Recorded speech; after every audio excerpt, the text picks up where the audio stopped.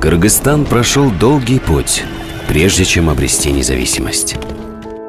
От выбора каждого из них зависело будущее. Они не боялись ответственности.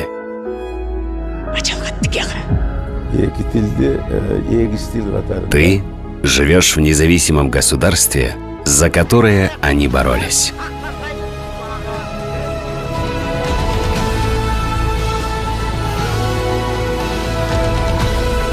Настало время сделать свой выбор.